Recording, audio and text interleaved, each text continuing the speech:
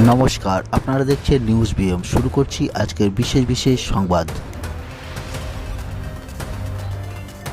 সেচ দপ্তরের মালদা জেলা তৃণমূল সভাপতি আব্দুর রহিম বকশির মেয়ের চাকরি ঘিরে বিতর্ক। পশ্চিমবঙ্গ সরকারের হোম অ্যান্ড হিল অ্যাফেয়ার্স ডিপার্টমেন্টে নিয়োগের নির্দেশ শাসক দলকে তোপ বিজেপি।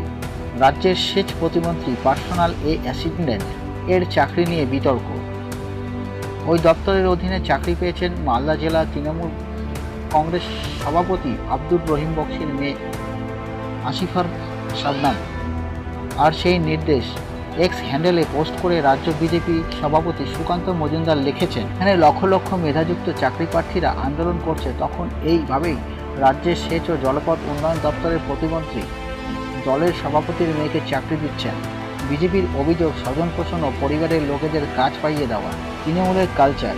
মমতা বন্দ্যোপাধ্যায় যাই বলুন না কেন, তার দলের লোকেরা স্বজন পোষণ করবেন। রাজ্যের সেচ ও জলপথ উন্নয়ন দপ্তরের মন্ত্রী সাবিনা ইয়াসমিন জানান, তিনি কাকে চাকরি দেবেন এটা তার এবং তার দলের বিষয়। সুকান্ত মজুমদারের যদি এত খারাপ লাগে তাহলে ওনার ছেলের নামও পাঠান, সেটাও দেখব, এমনটাই জানিয়েছেন তিনি। এই বিষয়ে জেলা তৃণমূল সভাপতি আব্দুর রহিম বকশি বলেন, তার মেয়ে বিবাহিত, অন্যত্র থাকেন, কিন্তু কিভাবে চাকরি হয়েছে সে বিষয়ে তিনি জানেন না। এটা তার মেয়ে এবং সাবিনা ইয়াসমিনের বলতে পারবেন। আমরা রাজ্য সরকারের একটা নোটিফিকেশন দেখলাম ইরিগেশন দপ্তরে, সেখানে মালদা জেলা তৃণমূল কংগ্রেসের সভাপতি আব্দুল রহিম বকশির মেয়েকে একটা কন্ট্রাকচুয়ালে চাকরি দেওয়া হয়েছে, সেই ডিপার্টমেন্টের মন্ত্রী সাবিনা ইয়াসমিন।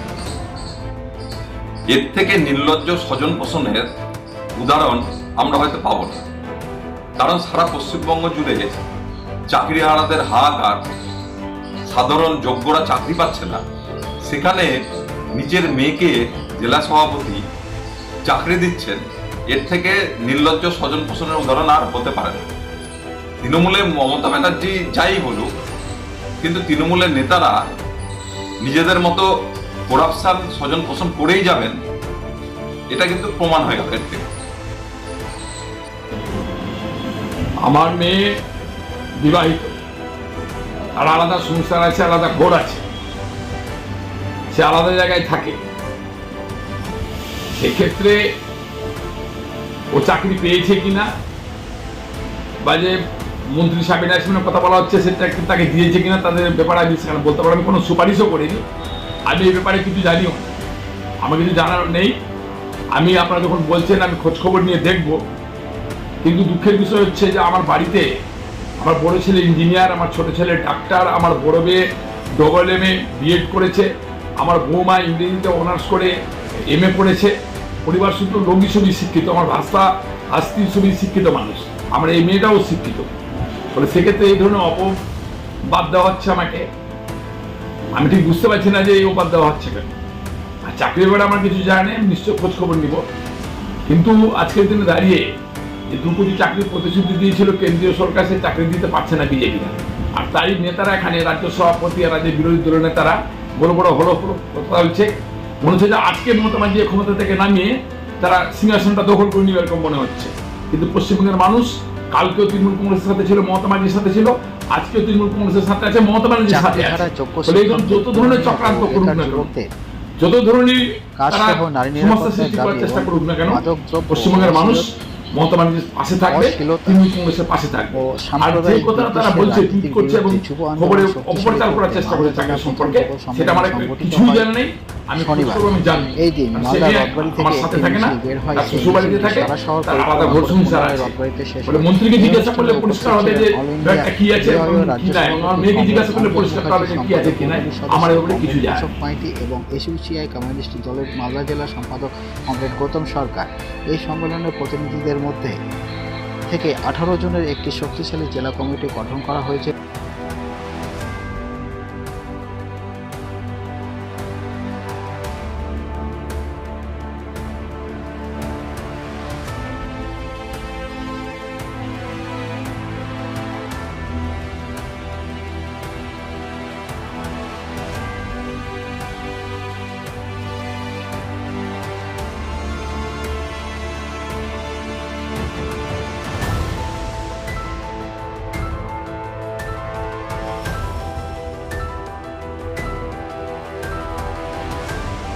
ঘটনাদায়ক একটি গণতান্ত্রিক রাষ্ট্রে যখন অসত্যভাবে যারা চাকরি করছে, দুর্নীতির পথে যারা কাজ করছে, তাদের সেখানে শাস্তি হওয়া উচিত। সরকারের সেখানে উচিত ছিল খুন স্বীকার করা, সরকারের উচিত ছিল দুর্নীতির সাথে যারা জড়িত তাদেরকে চিহ্নিত করে শাস্তি। গোটা রাজ্যের মানুষ আজকের বসবাস করছে। আপনারা জানেন স্কুলগুলোতে থাকা প্রধান শিক্ষক তিনি রান্নার দায়িত্ব নিচ্ছেন, স্কুলে কোনো ক্লাস হচ্ছে না। আপনারা জানেন গত কয়েক মাস ধরে আজকে 26,000 শিক্ষকের চাকরি চলে গেল। কি ভয়ঙ্কর একটা পরিস্থিতি গোটা রাজ্যের স্কুলগুলোতে। ইতিমধ্যেই আপনারা জানেন রাজ্য সরকার 8,207টি স্কুল বন্ধ করে দিয়েছে। কেন্দ্র রাজ্য যৌথভাবে গোটা রাজ্যে তারা স্কুল বন্ধ করে দিচ্ছে। বিশ্ব তামাক মুক্ত দিবস উপলক্ষে রবিবার গাজল মহাবিদ্যালয়ে একটি সচেতনতামূলক কর্মসূচির আয়োজন করা হয়। কলেজের এনসিসি ইউনিট, এনএসএস ইউনিট ও স্টুডেন্ট হেলথ হোমের যৌথ উদ্যোগে আয়োজিত এই কর্মসূচি অনুষ্ঠিত হয়। বর্ণাঢ্য শোভাযাত্রা ও আলোচনা সভা এবং প্রতিশ্রুতি ভিত্তিক শপথ গ্রহণ অনুষ্ঠান হয়। কলেজ ক্যাম্পাস থেকে একটি সচেতনতা শোভাযাত্রায় শিক্ষার্থীরা হাতে হাতে প্ল্যাকার্ড ও ফেস্টুন নিয়ে তামাকজাত দ্রব্য সেবনের কুফল সম্পর্কে বার্তা ছড়িয়ে দেন। তামাক নয়, বেছে নেব জীবন, সুস্থ জীবন চাই, তামাক ছাড়বো আজই, এমন স্লোগানে মুখরিত হয় কলেজ চত্বর ও আশেপাশের এলাকা। ছাত্রছাত্রীদের পথচলতি মানুষকে তামাকজাত দ্রব্য সেবন নিয়ে বিরত থাকার অনুরোধ করেন। শোভাযাত্রা শেষে কলেজ মিলনায়তনে অনুষ্ঠিত এক অনুষ্ঠানে একটি সচেতনতামূলক আলোচনা সভাটি পরিচালনা করেন কলেজের এনসিসি ইউনিটের দায়িত্বপ্রাপ্ত অফিসার দেবব্রত মণ্ডল। তিনি বলেন, তামাক কেবল একজন ব্যক্তির নয়, একটি গোটা স্বাস্থ্য ও ভবিষ্যৎকে ধ্বংস করে। আজকের তরুণ প্রজন্মকে এই বিষাক্ত আসক্তি থেকে দূরে রাখতে হবে। অনুষ্ঠানের প্রধান অতিথি হিসেবে উপস্থিত ছিলেন গাজল মহাবিদ্যালয়ের ভারপ্রাপ্ত অধ্যাপক ডক্টর নীরেশকুপ চক্রবর্তী। তিনি তার বক্তব্যে বলেন, তামাক মুক্ত সমাজ গড়ে তুলতে হলে আমাদের শিক্ষা প্রতিষ্ঠানগুলোকে হতে হবে নেতৃত্বদায়ক। এই ধরনের অনুষ্ঠানে শিক্ষার্থীদের মধ্যে স্বাস্থ্য সচেতনতা গড়ে তুলতে গুরুত্বপূর্ণ ভূমিকা রাখে। উপস্থিত ছিলেন এনসিসি 11 বেঙ্গল প্রতিনিধি মাননীয় রাজেশ ঠাকুর মহাশয়, আর্মি অফিসার আলোচনায় অংশ নেন এবং বিভিন্ন বিভাগের অধ্যাপক, অধ্যাপিকা, শিক্ষাকর্মী এবং শিক্ষার্থীরাও। বক্তাগণ তামাক ও ধূমপানের ক্ষতিকর দিক, শারীরিক, মানসিক ও স্বাস্থ্যের উপর প্রভাব এবং তামাক বিরোধী আইন সম্পর্কে আলোকপাত করেন। আলোচনা শেষে সকলে একসাথে একটি প্রতিজ্ঞাবদ্ধ শপথ গ্রহণ করেন। শিক্ষার্থীরা শপথ করেন যে তারা নিজেরা কখনো তামাকজাত দ্রব্য সেবন করবেন না এবং অন্যান্যদের তামাক সেবন থেকে বিরত থাকতে উৎসাহিত করবেন। এই অনুষ্ঠানটি যেমন স্বাস্থ্য সচেতনতার সৃষ্টি করবে, এমনটাই বৃহত্তর সমাজে একটি ইতিবাচক বার্তা পৌঁছে দেবে। গাজল মহাবিদ্যালয়ে এই উদ্দেশ্যের মাধ্যমে প্রমাণ করতে চেয়েছে যে কেবল পাঠদানের জায়গা নয়, সামাজিক সচেতনতা গড়ে তোলার এক গুরুত্বপূর্ণ কেন্দ্র। কিন্তু দোকানে দেখো সব থেকে বেশি বিক্রি হয় বিড়ি বা তামাকজাত দ্রব্য। তো আমরা জেনে শুনে কী করছি, আমরা বিষ পান করছি। আমাদের মধ্যে সেই চেতনা বা সচেতনতা এখনও আসেনি এবং আমাদের মধ্যে এটার একটা ট্রেন্ড যে তামাকজাত দ্রব্য গ্রহণ করা আমাদের একটু, আমরা ভাবি যে এটা একটা অ্যারিস্টোক্রেসি।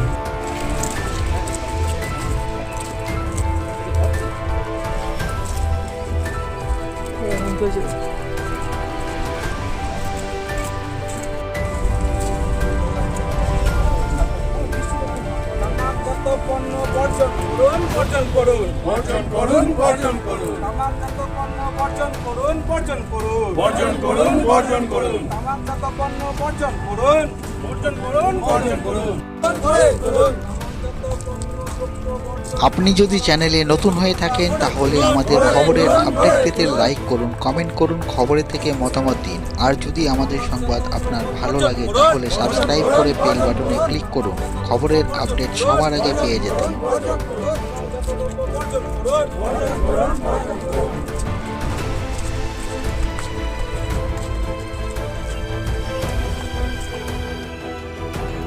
গতকাল শিয়ালদা স্টেশন থেকে চাকরিহারা শিক্ষকদের কলকাতা পুলিশের গ্রেপ্তারের প্রতিবাদে আজ বিরোধী দলনেতা শিয়ালদা স্টেশন চত্বরে কলকাতা পুলিশের বিরুদ্ধে স্লোগান দিতে থাকে এবং প্রতিবাদ জানায়।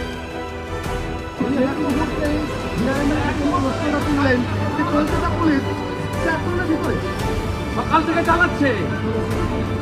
আমি তো কলকাতা দূরে ছিলাম, নইলে 10:30টার সময় ওই ইন্দিরার সঙ্গে দেখা হতো আমার। দুটো বেজেছে। ভয়ঙ্কর পরিস্থিতি। এবার মানুষ তো বলছেন কেন অপারেশন বেঙ্গল হবে না, অপারেশন শিবুরের মতো। आज के भाई साहब क्या कर रहा है? ये क्या सुबह से पीट रहा है टीचर लोग को, क्या कर रहा है?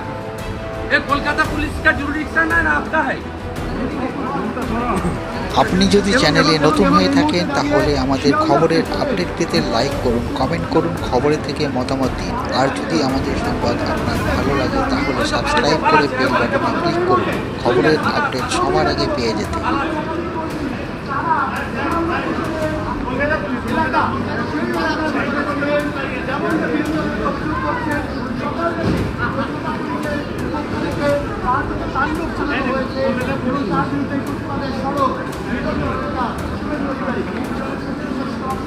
আপনারা কেন কলকাতা পুলিশ কেন এখানে? কলকাতা পুলিশ কেন এখানে? কলকাতা পুলিশ কেন এখানে? কেন এখানে আপনারা? কলকাতা পুলিশ কেন? পারমিশন দেখান, পারমিশন দেখান। আরপিএফ কই?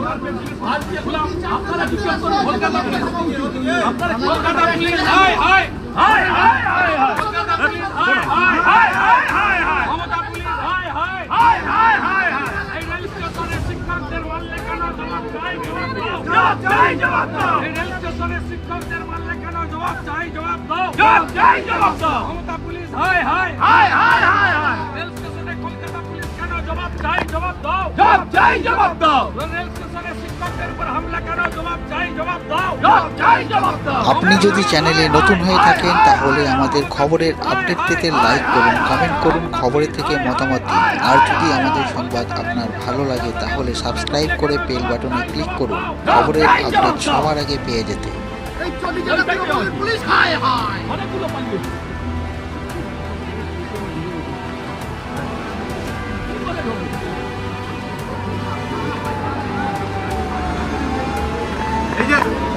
এদিকেই আসছে, এদিকেই আসছে, এদিকেই আসছে, এদিকেই আসছে, এইখানে আসছে দাদা, দাদা এইখানে আসছে,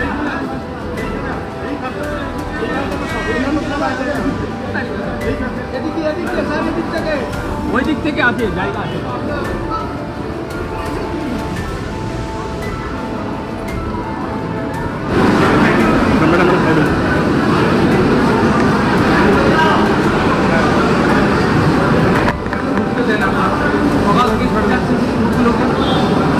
কাজটা তো আরপিএফ এর দিয়ে আপনারা কেন কলকাতা পুলিশকে করছেন? এই বেআইনি কাজ কেন করতে পারে? আমাদের সেন্ট্রাল গভর্নমেন্ট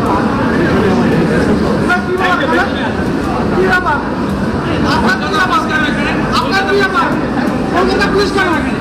কি ব্যাপার? একটা পুলিশ কেন? কলকাতা পুলিশ কেন এখানে? কলকাতা পুলিশ কেন এখানে? আরপিএফ কে বলুন, আপনি বলুন বেরিয়ে যে এটা বেরোতে, বাইরে বাইরে বাইরে বেরোতে বলুন, বেরোন বেরোন বেরোন বেরোন বেরোন।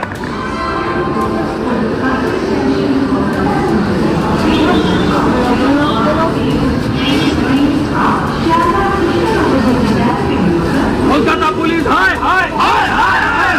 এই রেল স্টেশনে ঢুকলে কেন? মমতা পুলিশ জবাব দাও, জবাব দাও। রেল স্টেশনে ঢুকলে কেন? মমতা পুলিশ জবাব দাও, জবাব দাও। এই কলকাতা পুলিশের কালো হাত শিক্ষকদের উপরে হামলা, শিক্ষকদের উপরে হামলা, শিক্ষকদের উপরে হামলা। কলকাতা পুলিশ রেল স্টেশনে ঢুকলে কেন? ডিআরএমকে অবিলম্বে ব্যবস্থা নিতে হবে, অবিলম্বে রেল কর্তৃপক্ষকে ব্যবস্থা নিতে হবে। কলকাতা পুলিশ ঢুকলে কেন? জবাব চাই, জবাব দাও, কলকাতা পুলিশ ঢুকলে কেন? জবাব চাই, জবাব দাও। কেন্দ্রীয় সরকারের প্রিমিসেসে ঢুকলে কেন? জবাব চাই, জবাব দাও। কলকাতা পুলিশ হটাও, শিক্ষকদের উপর হামলা, শিক্ষকদের উপর হামলা, শিক্ষকদের উপর হামলা। আপনার সরান সরান বসে বসে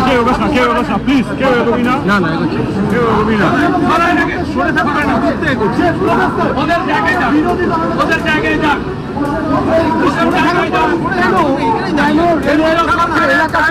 শিক্ষকদের মারতে যাবো না।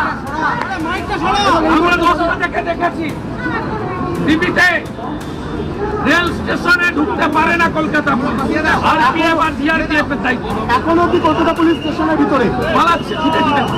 এবং এই মুহূর্তে দাঁড়িয়ে বিরোধী দলনেতা শুভেন্দু অধিকারী একাধিক বিজেপি বিধায়ক শিয়ালদা স্টেশনের যে প্রবেশদ্বার সেখানে বসে প্রতিবাদ জানাচ্ছে যেভাবে কলকাতা পুলিশ শিয়ালদা স্টেশনের রেলের যে এলাকা সেই এলাকাতে হামলা চালিয়েছে যাত্রীহারাদের উপর, তার প্রতিবাদেই বিরোধী দলনেতা শুভেন্দু অধিকারী রেলওয়ে স্টেশনের যে প্রবেশদ্বার শিয়ালদা রেলওয়ে স্টেশনের যে মূল প্রবেশদ্বার সেই সিঁড়িটা বসে প্রতিবাদ জানাচ্ছেন পদক্ষেপ দিতে হবে। কলকাতা পুলিশ মমতা পুলিশ রেলে ঢুকলে কেন পুলিশ জবাব দাও, স্টেশনে ঢুকলে কেন জবাব চাই, জবাব দাও, স্টেশনে ঢুকলে কেন জবাব চাই, জবাব দাও। আরে আর কে ভাই, হটাও এ লোক, হটাও हटाओ हटाओ हटाओ, ये आरपीएफ के हेड है। अरे हटाओ, आप लोग हटाइए, उनका प्रीमिसेस में जाने बोलिए, नहीं तो मैं नहीं उठूंगा। जाने बोलिए, जाने बोलिए, भागो भागो ममता पुलिस, भागो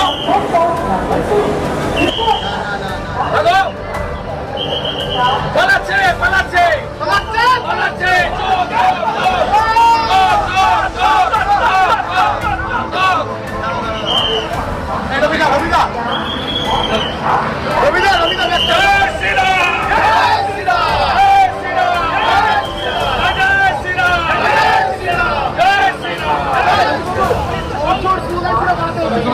आरपीएफ घाट धक्का मेरे बेर, आरपीएफ घाट धक्का मेरे बेर करो, ठीक है आरपीएफ चलो, ये लोग को हटा दीजिए, टीचर लोग को पीट रहा है आपका पीछे से।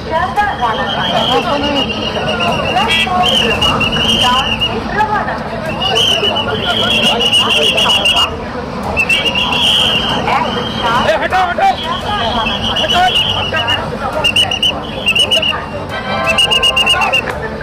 हटाओ भाई, रेल से हटाओ, रेल से हटाओ, जाओ ममता का पास, रेल से हटो, जल्दी हटो, हटो रेल से, रेल मोदी जी का है, हटो हटो यहाँ से, रेल मोदी जी का है, ममता का पास जाओ, जाओ ममता का पास।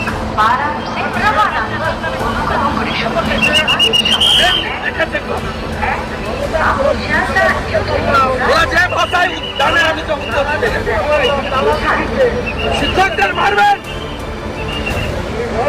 চাকরি কেটেছেন, লজ্জা লাগে না? অভয়ের দিন ছিল না, মূল্যায়ন সংসর্গের ছিল না, 48 ঘন্টা বেঞ্চের তলা ঢুকে গেছিল,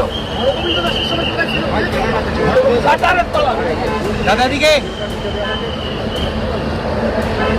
हटाओ हटाओ, चलो चलो हटाओ, प्रीमिसेस से हटाओ, प्रीमिसेस से हटाओ, प्रीमिसेस से हटाओ, प्रीमिसेस से हटाओ, आरपीएफ हटाइए ये लोग को, प्रीमिसेस से हटाइए, प्रीमिसेस से हटाइए, भागो भागो भागो भागो, आरपीएफ हटाइए ये लोग को, ये दिख के मेरे को तो भागो भागो, अपने एरिया में जाओ।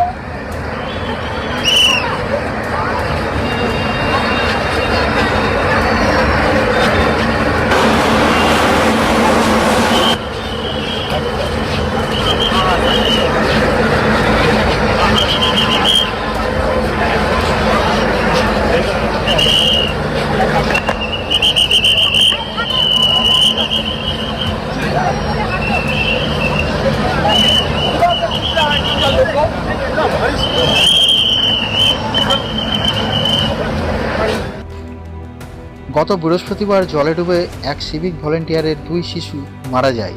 ভলেন্টিয়ার পরিবারের পাশে দাঁড়ালেন গাজল পঞ্চায়েত সমিতি ও ব্লক প্রশাসন। শনিবার দুপুর 2টো নাগাদ গাজল পঞ্চায়েত সমিতি ও ব্লক প্রশাসনের তরফ থেকে ওই সিভিক ভলেন্টিয়ারের বাড়িতে যাওয়া হয় এবং পরিবারের লোকজনদের সাথে কথা বলেন এবং অনুদান হিসাবে 50,000 টাকার চেক তুলে দেওয়া হয় তাদের হাতে। গাজল পঞ্চায়েত সমিতির সভাপতি মোজাব্বেল হোসেন বলেন, গাজলের দেওতলা অঞ্চলে দোয়াশ এলাকার ভলেন্টিয়ার এর 2 ছেলে জলে ডুবে মারা যায়। এক ছেলের বয়স 8 বছর, অন্য ছেলের বয়স 5 বছর। এটা একটা অভাবনীয় ক্ষতি হয়েছে। এই ক্ষতিপূরণ আমাদের পক্ষে দেওয়া সম্ভব নয়, আর আমরা দিতেও পারবো না। যদিও সামান্য কিছু আর্থিক অনুদান আমাদের এবং গাজল পঞ্চায়েত সমিতি ও জেলা ব্লক প্রশাসনের পক্ষ থেকে তুলে দেওয়া হলো 50,000 টাকা।